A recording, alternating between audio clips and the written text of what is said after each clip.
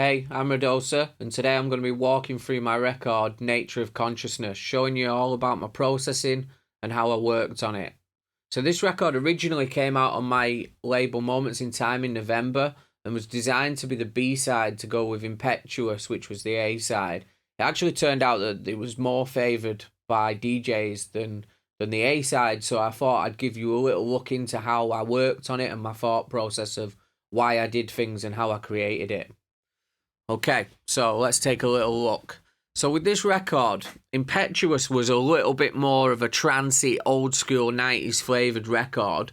So I wanted this one to be a bit harder and a little bit more techno. I was getting more towards hard techno, but with some quite kind of hypnotic elements to it. I was using a lot of reference from like the Hate channel, and I think there was an Air Rod record out at the time that I was really feeling.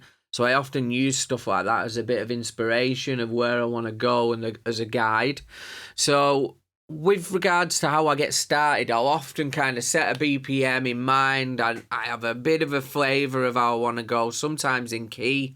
And I work quite detailed on that when I'm writing low ends. But sometimes I just want to get something started. And I've already done so many records that I'll often have certain subs and certain kick drums that I already have used a million times. I know they work and I'll bring them in. And now on this record, that was one of those occasions where I just thought, let's get something going. I've already got a bass line and a kick low end that I know work together. I've printed it out and had it in a sample pack that I've done in the past or in another project.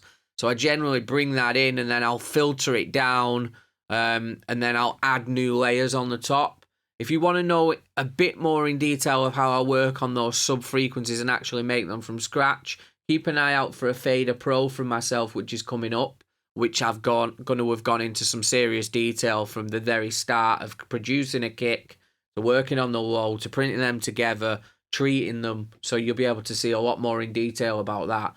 But for now, we'll just do a quick run through of this record, looking at the low end, the drums, the music, the vocal, and then bits on arrangement and automation, just to give you a bit of an overview about how I work.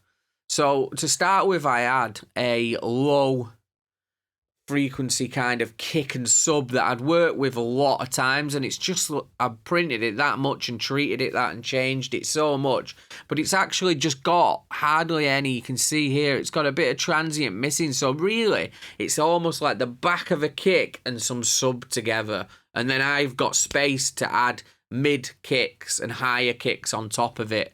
So if you have a little look here and a listen, you can see it's just like a filtered kick drum that's been heavily saturated, and then it's a bass note that's on the third of each 16. So you've got your kick and then over and over and over again and repeating. I will go into more detail of that on the Fader Pro, but for the purpose of this today, we'll just layer on top. So we've got this low end that works in a nice key that I like. I then decide to add on a mid kick. Now for these mid kicks, I often find old records. So I'll buy vinyls from Discogs, 90s, early 2000 vinyls, and I'll print them, get them into audio, and just find an area of where it's just free and we've got some kick, and then I'll just EQ the top and bottom just so we get this kind of mid hit. Now sometimes I saturate those even more. It's just to give that bite on the 1, 2, 3, 4. So if we add that in, you can feel it's not got a lot of bottom to it. It's just that dirty kind of bite sound that's going to keep everyone knocking. Yeah, and then what I do then is I'll often find like a higher sound. Sometimes this can be quite percussive. I have been known to put like all sorts in these. You can feel it almost sounds a bit more like a clap or a snare sound on top of that.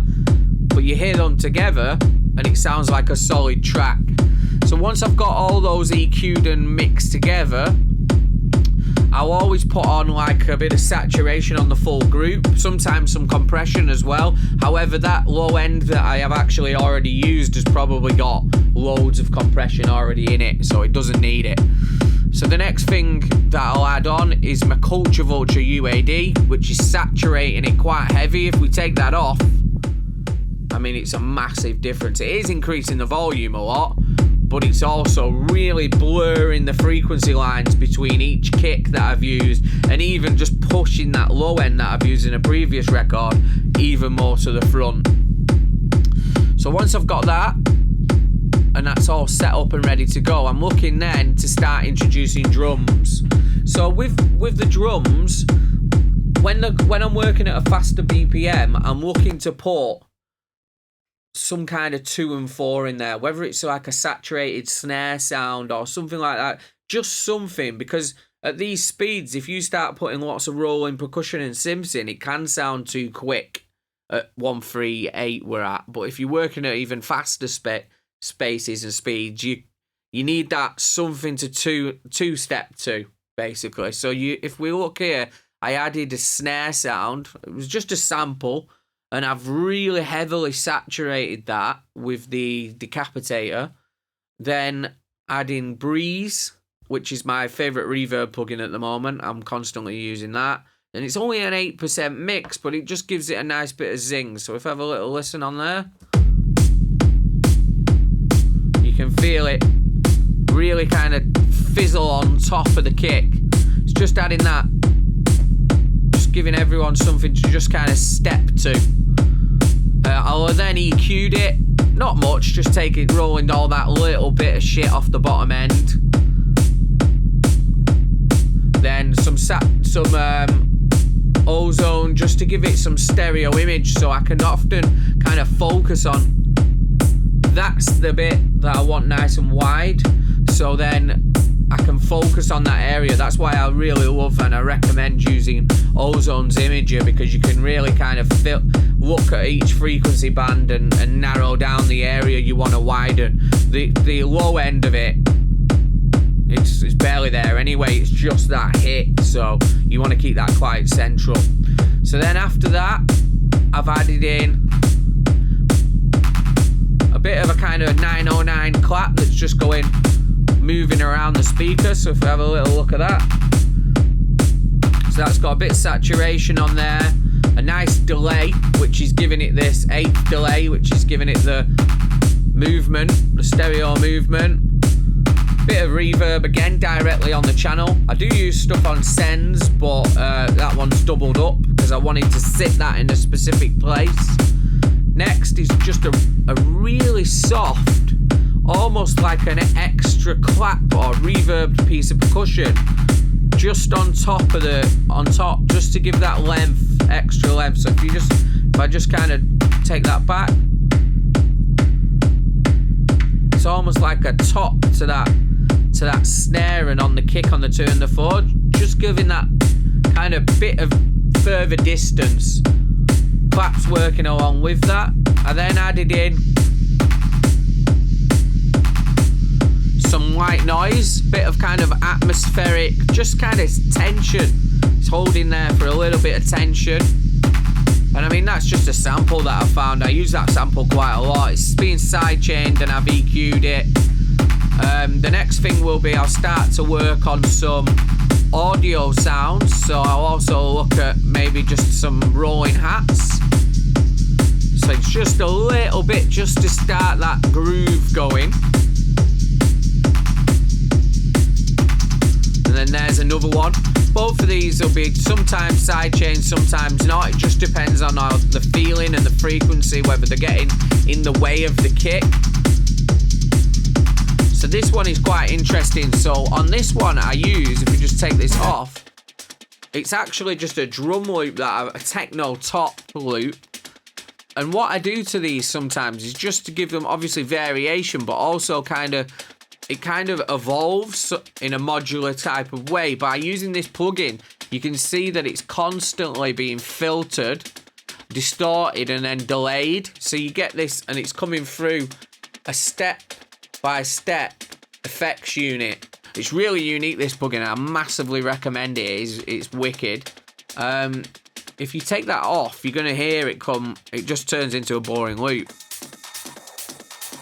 Yeah, it's quite too much going on, we're going to put our own ride in there. We don't need that much of those like mid percussions.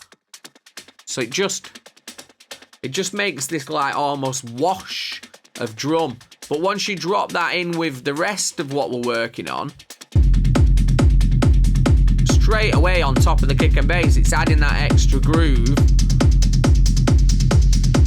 And then you obviously get your snare in there, which is always going to be the loudest point. And then after this, we kind of look for, so I'm kind of getting somewhere where I feel like, yeah, this is a nice groove, but I need to add some more energy. And often with the energy, I'm looking for something the snare is on the 2 and the 4, and it's hitting really nice over everything else. But I need something to come alongside it, which will be an offbeat hat. So with offbeat hats, you've got like, say, in a speaker, you've got a certain frequency they can live. If you put one in and turn it up, yeah, it'll fill the frequency range-ish, but it's only one slice of it. So what I try and do is very similar to how I did with the kick, is I'll have different layers coming in to try and fill that box of frequency that's sat in. So I'll have maybe 3 hi-hats all layered on top of each other in different frequency ranges with different pans. So it just gives that character and an extra bit of bite. And I reuse them quite a lot. So a lot of the samples that I'm using will be either out of my sample pack or a sample pack I know, and then I'll print them out, reuse them, put 2 together, and that's something that I highly recommend is when you're working is keep doing that and keep printing stuff out and reusing stuff and re-engineering stuff, because that's how you're going to get your own sound.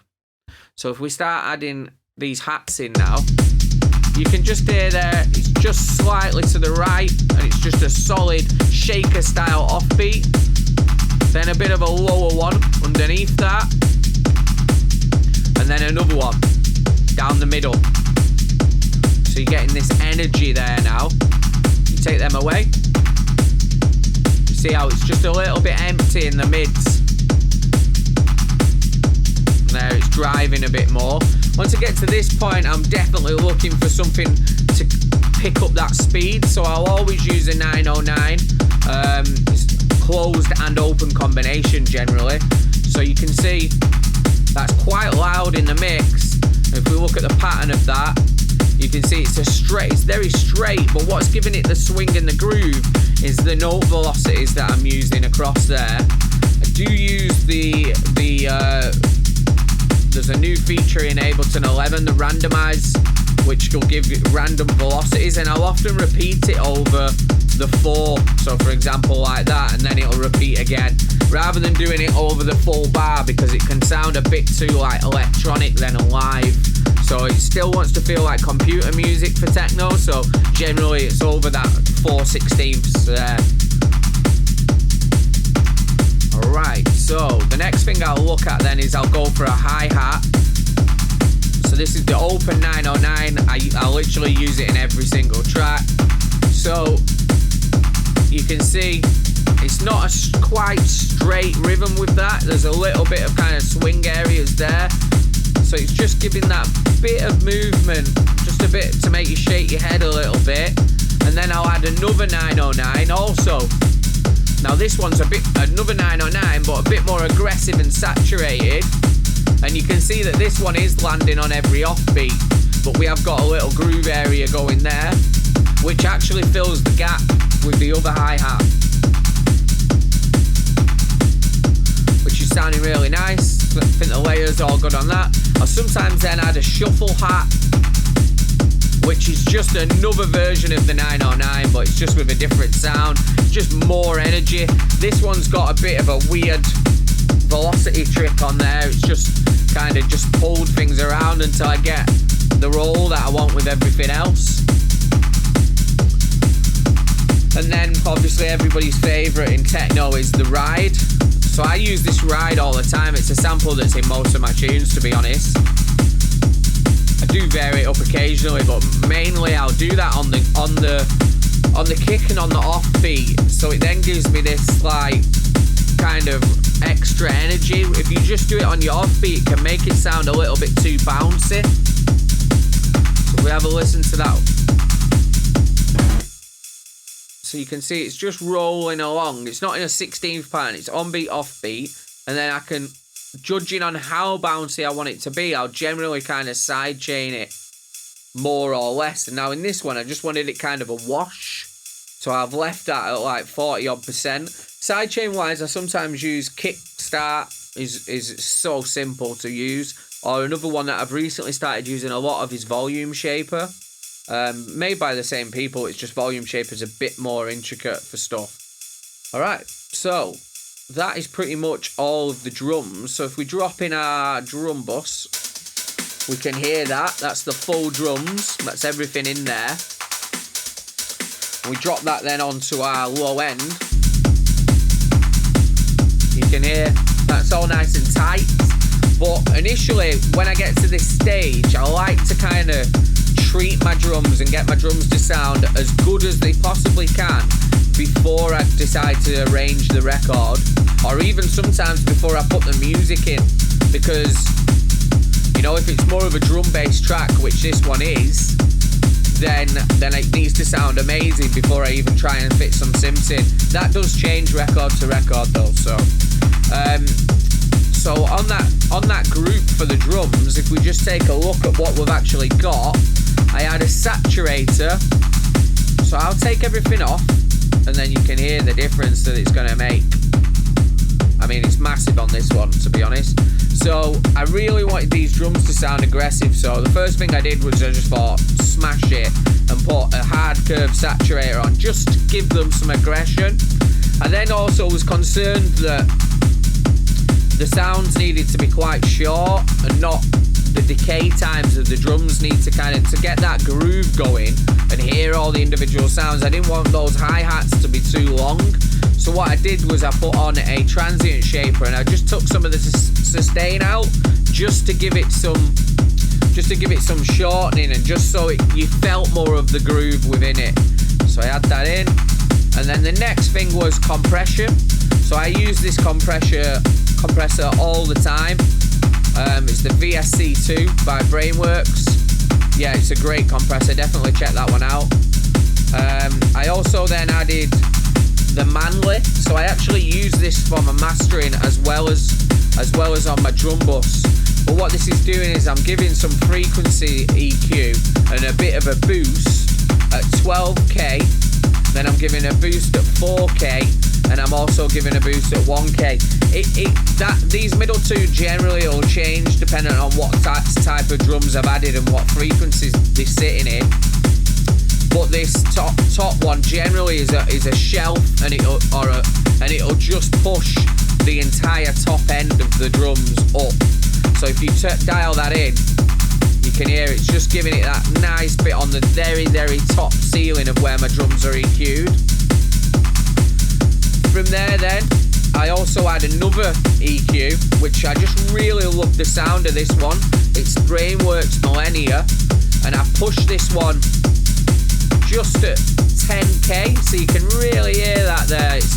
It just brings up just a nice frequency on that top end, so it kind of fills in the gaps. Because this one only does at 12k or 8k, this one just fits perfectly in that sweetness at 10k, so it fits in really nice, that. I then add on Ozone again, just to analyse my entire drum bus. Again, like I mentioned, you can get this to sound really, really nice on high energy, and then your mids and your lows not as much, so you can kind of get this nice dynamic throughout all your drums. Alright then, so that's the entire drum bus sorted. So the next thing I would add in would be synth sounds. So on this one, I was looking for something more hypnotic, because the other tracks on the EP were more trancey. I wanted something that was a little bit more kind of sequenced and a bit more hypnotic. So the first thing I was looking for really was I'll either use a sequencer or I'll use an app. And in this occasion, I went for an app. I found quite a nice kind of sound that I wanted to use within SynthMaster. So I quite like that, because it was still kind of repetitive, but I felt like it could go in with the track. So So when I use these apps and I'm trying to do like a sequence sound that's not too trancy, I'll often hold a low note down in a certain key.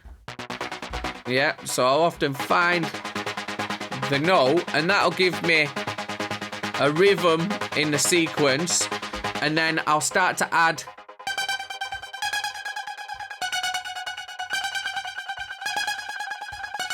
and I'll start to draw in higher notes. So if you can see and listen to those working together, I'll just take this and solo it. So if we drop that in with the kick and the bass, you can see that that's giving it that kind of rhythm and hypnotic dun, dun, dun, dun, dun, dun, dun, dun. And you kind of disregard that low sound, really. The low sound is kind of just adds the kind of ambience at the background and keeps it rolling, but the main top end is what we were looking to kind of sequence, and I wanted that quite hypnotic and kind of loose, so that's what that is. I then look at my next thing while I'm still working in the loop would be to look at things to automate. So on this one I'm automating the decay and also the release time, just to create build-ups basically, so it goes from like it is now at super short and then building up. So a lot of the time with synth master, it's nice, but it can be quite a digital sounding synth. So if we just have a listen to it on its own, I've actually on my chain, I've side chained it at 61%, so it really is quite ducking. And then I've used a quite strong saturation plugin or distortion plugin. I use this on pretty much all my synths, to be honest. It really does give it some bollocks to it, really does. So if you take that off, you can hear the difference. Really soft and quite weak, so that's just, it just almost like oversaturates it, but it just gives a really nice texture. The next thing was I added a 1/8 dot delay. I do this quite a lot, is if I'm trying to do something quite hypnotic and floaty, I'll get something sounding quite tight like that, and you can see it's not sending you into a trance or making it spaced out. Once you get that 1/8 dotted delay on there, things start landing on top of each other in polyrhythms, which gives you this kind of like, you could listen to it all day on a loop. So you're probably wondering how come you decided to sidechain before it and not after it, and to be honest, I think I make them decisions as I'm going, and if you watch when I move it along, it just makes it again a bit too static. You lose that headspace of where I'm at type of thing, which is what you're always looking for with a weird techno arpy lead. So yeah, with that one, the original sound is being sidechained, but the delay is being allowed to float around it.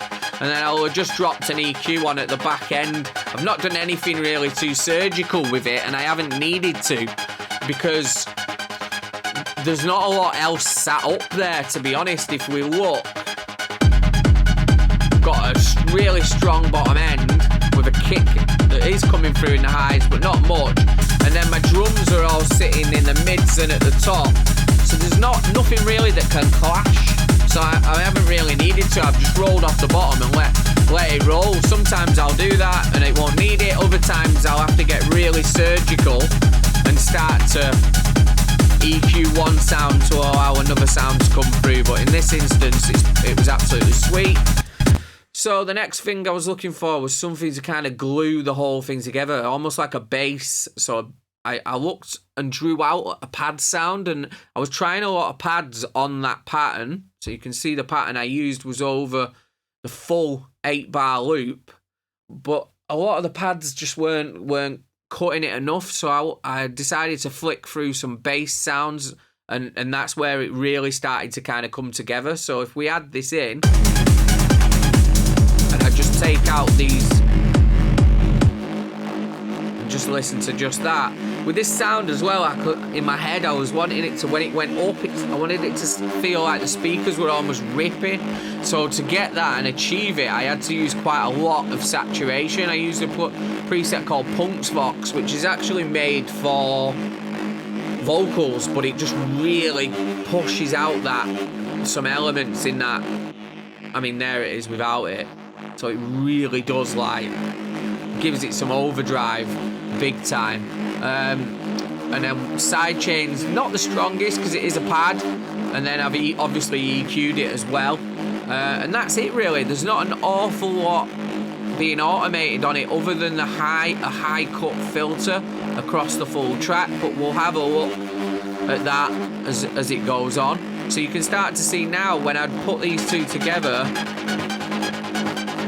they're really working well, and they weren't really clashing frequency wise, so that was all fine. And as I drop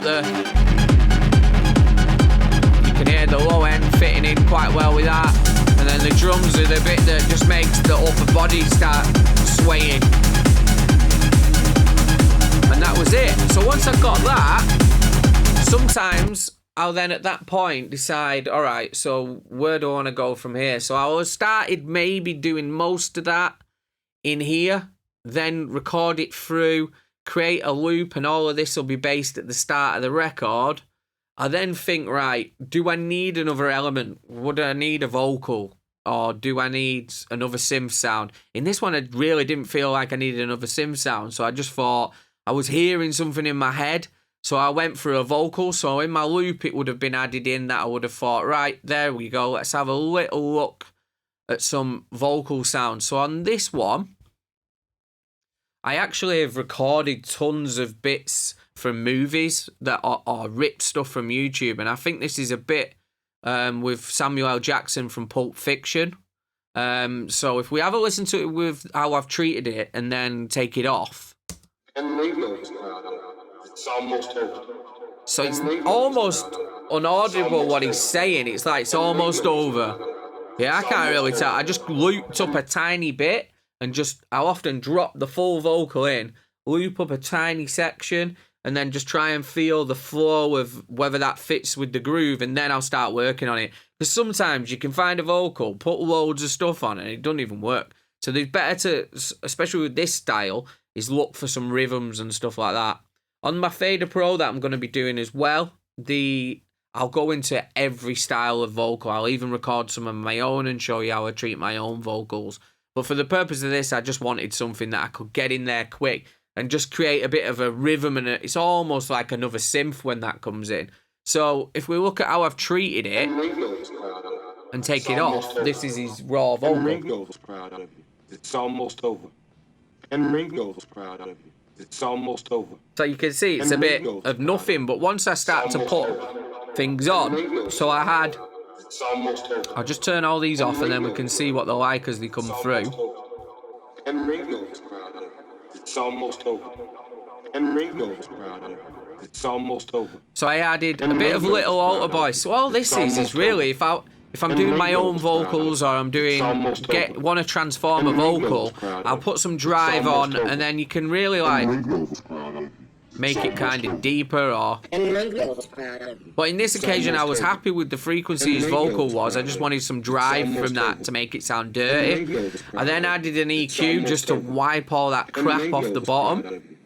There was then X noise from Waves. I used a lot of this because with cinema stuff or YouTube rips, the quality of the background is just pushed right up and not very good. So I got that and cut all the highs out of that just so it's just his voice coming through.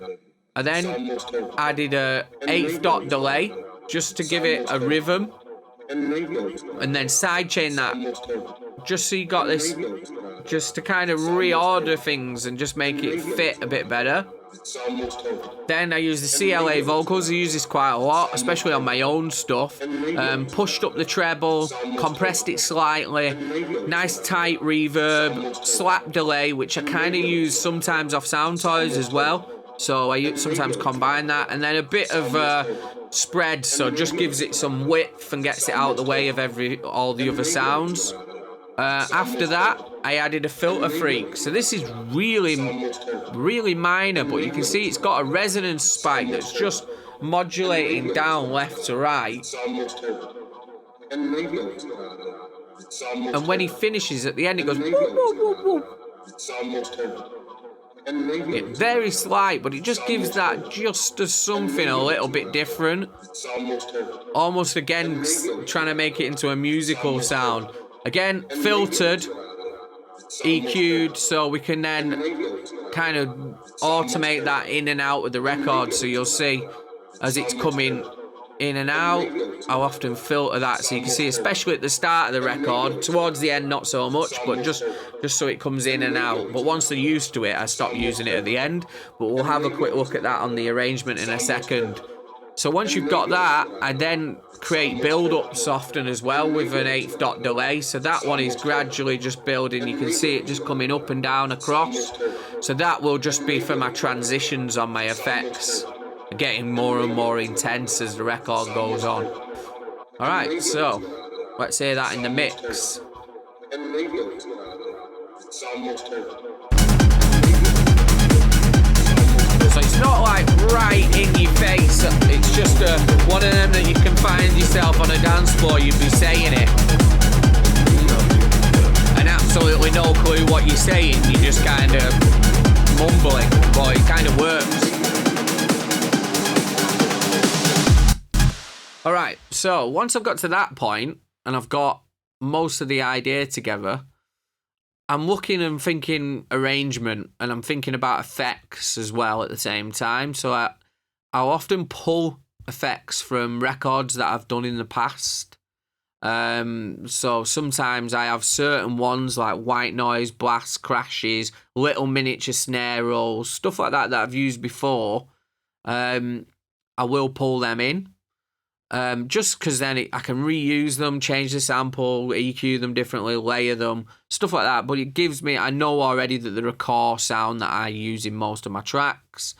I will have an ambience sound in there, so I generally will find like a noise or some vinyl crackle, just bits that will run through the whole record. So if you listen to that, it's very quiet, but it's just a real like tense tone.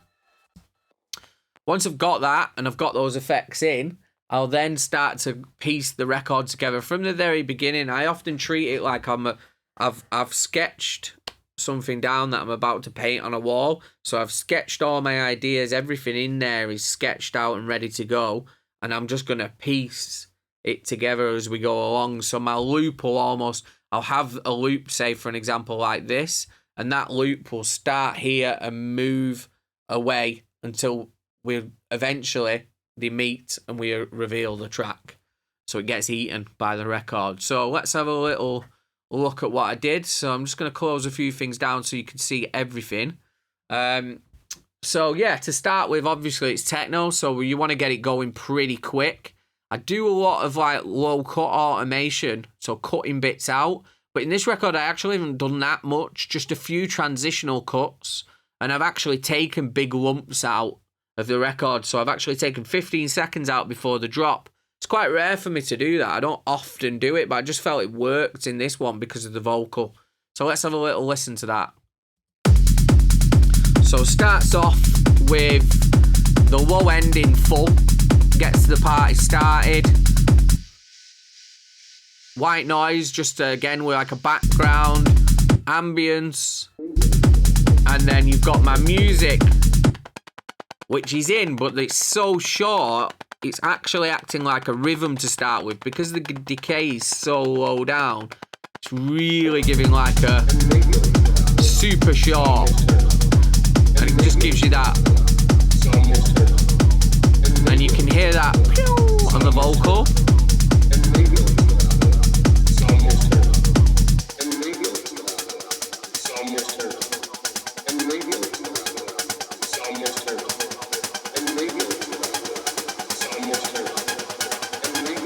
So some effects building up here, and then a drop. So you can see that every time we come across, say, an 8, I'll do a minor change, which is there, filtering in the vocal, and then every 16 major change. So there was some hats that came in there, the rhythmic hats that I created with the tantra, and then you can see that's quite a big change to take the kick out there, but then the synth has started to be automated open, so you can start to hear that it goes from being a rhythm to really starting to open up.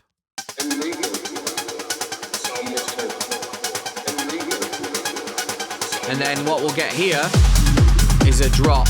Now, on that drop, a lot of the time I'm going to hit them with an open hi-hat to start with, but only one of the open hi-hats. And we have that little percussive clap just to kind of lead into what's going to come up.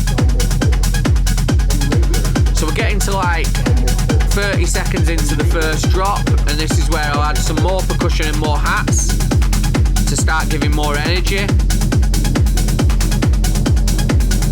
And then the bass synth will also start to filter in as well, which you can see there, which gives like almost like a major change feel there, building up towards the first breakdown. So often once we get to this first breakdown stage, I want to kind of take something away, but also give them something new, because that's what keeps it interesting and stops it getting boring. So as something builds and we've got quite a lot in the record, I'll often go, oh no, take that away, there's something fresh.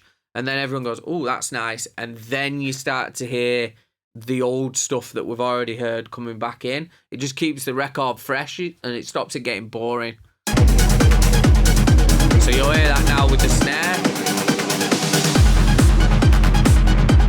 And the clap, you almost notice that clap there a little bit more. Everything's still in, the bass pad and that is filtered down still quite a lot.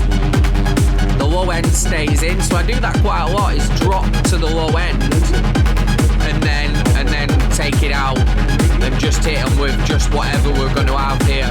So I often like things to just come out to a nothing and just leave one element, which is the bass pad and the vocal. So there's a little snare roll in here. There's also a super quiet string, slightly out of pitch as well, just so it gives this like hairs standing on end that's a little bit off. So you can just hear it there, and it just gives that, what's going to happen, anxiousness in the breakdown. So what else had I done? So my drums in the break are all filtering in. So as the kick and bass drops out, those drums have filtered down. You can see they just start to just filter back in. Now, you don't really hear it until much later. So you'll start to get some crashes in a build. There'll be effects on the outputs of the vocals, so you can hear the delay building, some snare fills, and then drops. I do that a lot as well, is I'll drop with an element that's been missing for 30 seconds, and I'll take something away like the drums, because then in this next section, the drums are back and you're like, oh, I missed them.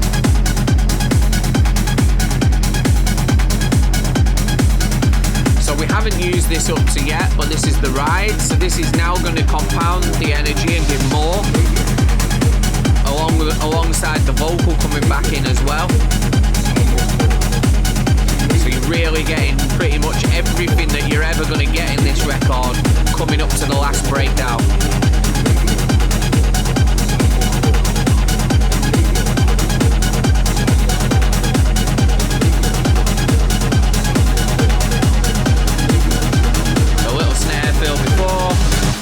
And then that's everything out. Now the kick's really been in quite a lot until this point, so we're going to pretty much take the entire kick out for a minute and just allow that pad and the synth that's now super short, but it's going to start opening up the decay and the pad, and then you've got a bit of time here just to kind of lull everyone into what's going to happen next. So there's a bit of a transition and the vocal comes back in. So I also use kicks in breaks as like a sub beat. So you can see there I've got a patterned kick where it's just the kick that I've been using but just filtered down. So it's a bit loose and everything starts to build back up. Vocals, drums are building in, the kick's coming up and all the synths, and then on the last drop hit it with the kitchen sink and everything is in.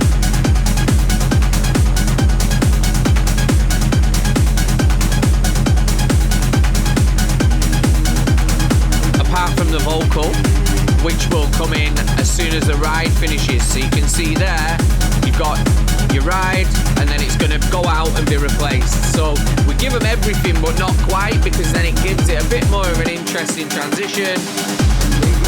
And then really now the ride's gone, you're preparing to get back to the end of the record. So end of the record, once I'm building up to the end of the record, I'll obviously keep things in as long as I can synth-wise. But because some people don't mix in key, you don't want to really leave too much synth work in, especially like bass pads like that have a real tone to them. You don't want to leave them in for too long at the end of a record, just purely because some people, it just will sound weird when they're mixing it if they're not mixing a track that's in key. So I'll often kind of leave my rhythmic synth in there, but just anything that's got a real kind of trancey or bassy sound to it, get rid of it and just let them mix the bottom end. So it'll be a reverse of what I've already done, but a little bit more delayed. So you can see in the start here, I didn't really introduce things until quite a way in. Whereas on the outro, I'll try and get rid of things quite quick, but I often just let things roll as well, that I know is a cool element that you would want to maybe loop up if you were DJing and keep it going at the end of the record.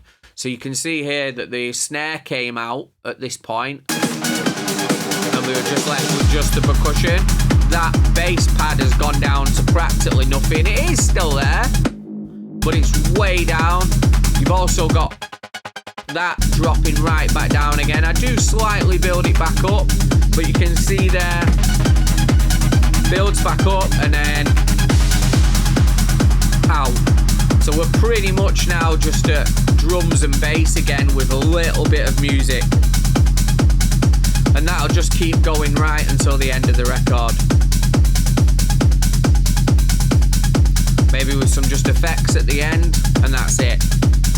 So that's a walkthrough of our Made Nature of Consciousness. Keep an eye out on our YouTube channel. We're also doing a lot of tutorial videos on makemeadj.com and Make Me a DJ's YouTube. So keep an eye out for those. But also one to definitely earmark is my Fader Pro that's coming up soon. So keep an eye out for that. Thank you.